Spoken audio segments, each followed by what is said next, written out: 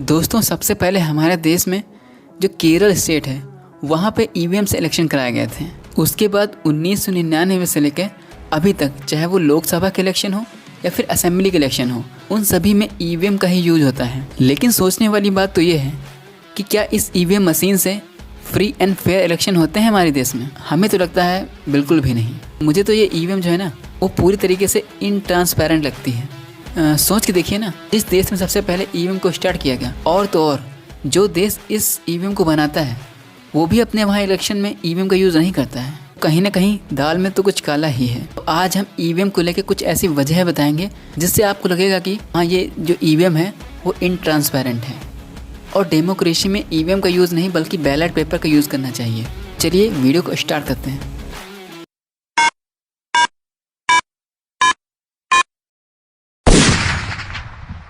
सबसे पहली वजह तो ये है कि जो ईवीएम है वो पारदर्शी नहीं है, यानी ट्रांसपेरेंट नहीं है। देखिए दोस्तों, जब भी हम पेपर बैलेट में अपना वोट डालते हैं तो हमें साफ साफ दिखता है कि हम किसे वोट दे रहे हैं या फिर किस निशान पे हमने मुहर लगाई है।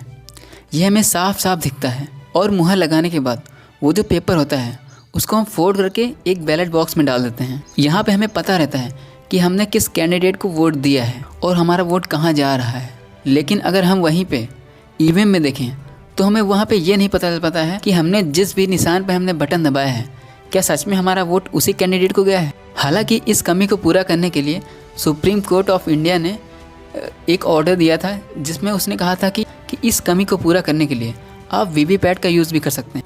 इसीलिए 19 में वीवीपैट को लाया गया था। लेकिन उससे पहले हमें नहीं पता चलता था कि हमारा जो वोट है या फिर हमने जिस कैंडिडेट को वोट दिया है हमारा वोट क्या वहीं गया है या कहीं और गया है। इस वीवीपैट में एक पर्ची निकलती है जिसे वोटर देख सकता है कि हमारा वोट वहीं पे गया था। लेकिन सोचिए देखिए, अगर 19 में अगर लोगों ने पिटीशन सुप्रीम कोर्ट पे न डाला होता तो क्या हम जान पाते हैं कि जो हमारी वोट जा रही है वो सही कैंडिडेट के पास जा रही है? इसका मतलब है कि इसको जो बनाया गया था स्टार्टिंग में और जिस तरह इसको लाया गया था वो ट्रांसपेरेंट इलेक्शन कराने के लिए नहीं लाया गया था। क्योंकि अगर लाया गया होता तो पहले से ये व्यवस्था होती। उसमें वीवीपैट पर्चियाँ तो जमा हो जाती हैं, लेकिन कागज़ की पर्ची और मशीन में दर्ज वोट क्या सेम रहते हैं? इसकी कोई गारंटी नहीं होती है। क्योंकि काउंटिंग के टाइम पे तो ये कागज़ की जो पर्चियाँ होती हैं इनको तो काउंट नहीं किया जाता है। और दोस्तों, जो दूसरा रीज़न है इसके इनट्रांसपेरेंट होने का है वो है कि ईवीएम में हम दोबारा काउंटिंग नहीं कर सकते हैं। पॉसिबल ही नहीं है। क्योंकि ईवीएम में डाला गया वोट डिजिटल फॉर्म में मशीन में जाके एक नंबर में चेंज हो जाता है दोस्तों। इसीलिए इसमें पेपर बैलेट की तरह हर वोट को हम दोबारा काउंट नहीं कर सकते। दोबारा काउंट करने के नाम पे जो ईवीएम में तमाम दर्ज टोटल नंबर होते हैं उनको ही जोड़ा जा सकता है। जो इसके बाद जो वजह है ईवीएम के इनट्रांसपेरेंट होने की वो है कि जो मॉडर्न डेमोक्रेसी की जो कंट्री हैं वो भी ईवीएम से नेशनल लेवल के इलेक्शन नहीं कराती हैं। जैसे कि जर्मनी, नीदरलैंड, आयरलैंड और इटली, यहाँ की जो सुप्रीम कोर्ट है वो ईवीएम पे कम्प्लीटली बैन लगा चुकी है। दोस्तों, जिस कंट्री ने ईवीएम को बनाया वो कंट्री भी ईवीएम को यूज़ नहीं करती है। और जिस कंट्री में माइक्रोचिप की टेक्नोलॉजी विकसित है वहाँ भी इसका यूज़ नहीं होता है। इंडिया के अलावा ईवीएम का यूज़ अगर देखा जाए तो केवल ब्राज़ील, वेनेजुएला और भूटान में ही होता है। और वहाँ पे भी ईवीएम को लेकर बहुत सारी कंट्रोवर्सी हैं। पूरे वर्ल्ड में कहीं पे भी ईवीएम को लेकर सहमति नहीं है, लेकिन फिर भी हमारे इंडिया में यूज़ हो रहा है। दोस्तों, जो मशीन ख़राब होने पर ठीक की जा सकती है तो उसे ख़राब भी किया जा सकता है। जैसे कि जब ईवीएम मशीन ख़राब होती होगी तो उसे किसी न किसी टेक्नीशियन के पास भेजा जाता होगा कि उसको सही कर दे। तो क्या कोई सही मशीन है उसमें कोई प्रोग्रामिंग करके? और तो देश को ये भी बताना चाहिए कि वो ठीक क्या करते हैं। जैसा कि अखिलेश यादव जी ने पूछा भी था एक बार इंटरव्यू में। इसके बाद जो रीज़न है वो ये है कि लगभग सभी पार्टी जो हैं वो ईवीएम को ख़राब बता चुकी हैं अभी तक, जिसमें कि समाजवादी पार्टी, बहुजन समाज पार्टी, राष्ट्रीय जनता दल, टीएमसी और वामपंथी पार्टी समेत 17 अपोजिशन की पार्टी हैं जिन्होंने इलेक्शन कमीशन से रिक्वेस्ट भी किया है कि ईवीएम के प्लेस पे बैलेट पेपर का यूज़ होना चाहिए। दोस्तों, पेपर बैलेट की किसी भी कमी का जवाब नहीं है ईवीएम।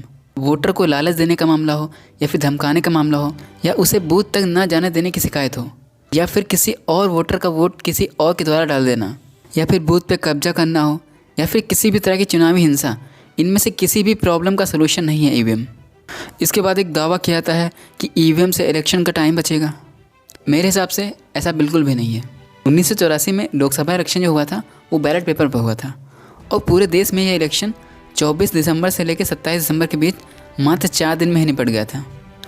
इसी तरह 1989 का भी लोकसभा इलेक्शन जो था वो भी बैलेट पेपर पर हुआ था और उसकी वोटिंग जो हुई थी वो 22 नवंबर से लेकर 26 नवंबर के बीच 5 दिन में ही निपट गई थी। वो भी तब जब आज के कंपेरिजन में पहले रोड बहुत ख़राब हुआ करती थी और बहुत से इलाके ऐसे थे जहाँ पे आज सड़कें हैं, तब उस टाइम पे नहीं थी। दोस्तों, ये कहना पूरी तरीके से इलॉजिकल और अनसाइंटिफिक होगा कि ईवीएम में छेड़छाड़ इम्पॉसिबल है। ईवीएम के बारे में ये क्लेम किया जाता है कि इसे किसी भी बाहरी मशीन से नहीं जोड़ा जा सकता है, लेकिन इस क्लेम का यह कोई साइंटिफिक बेस नहीं है। इलेक्शन कमीशन कहता है कि बिना मशीन खोले इसमें छेड़छाड़ी करके दिखाएं। वैसे भी अगर देखा जाए तो इस मशीन में लगी माइक्रोचिप, उसकी जो प्रोग्रामिंग होती है वो भी उसमें भी इंसानी दखल होती ही है। कोई आदमी ही इस मशीन में जानकारी यानी प्रोग्रामिंग करता है कि किसी चुनाव क्षेत्र में कितने कैंडिडेट हैं और किसका चुनाव चिन्ह क्या है। तो क्या वह कुछ और प्रोग्रामिंग नहीं कर सकता है कि वोट किसी को डालो और जाए किसी और को, और जो हम बटन दबा रहे हैं वीवीपैट में भी वही दिखे, लेकिन असल में जो प्रोग्रामिंग चल रही हो अंदर वो कुछ और ही हो, वो किसी दूसरे को ही वोट जा रहा हो। फ्रेंड, इसमें 100, 200, 500 वोट का घोटाला नहीं होता है, बल्कि इसमें तो 30, 40 या 1000 वोट भी इधर उधर हो सकते हैं, क्योंकि प्रोग्रामिंग है। जिस हिसाब से उसमें प्रोग्रामिंग कर दिया गया होगा उस हिसाब से नंबर बढ़ जाएंगे। दोस्तों, सुप्रीम कोर्ट के सीनियर एडवोकेट भानु प्रताप सिंह और महमूद प्राचा, ये लोग बहुत दिन से इसके अगेंस्ट कैंपेन कर रहे हैं। इसके अलावा लगभग 6000 एक्स ब्यूरोक्रेट्स हैं जिनका एक संगठन है, वो लोग भी इसका खुले तौर पर विरोध कर रहे हैं। और कुछ मंथ पहले ही इन लोगों ने ईवीएम के एक सैंपल को लेके इसे न्यू दिल्ली में हैक करके दिखाया था। तो ये सारे रीज़न हैं जो ये बताता है कि ईवीएम मशीन को डेफिनेटली हैक किया जा सकता है। तो आप लोग भी इस मिसअंडरस्टैंडिंग में मत रहिए कि डेमोक्रेसी के लिए ईवीएम बहुत अच्छी है, बल्कि यह एक खतरा है हमारी डेमोक्रेसी के लिए।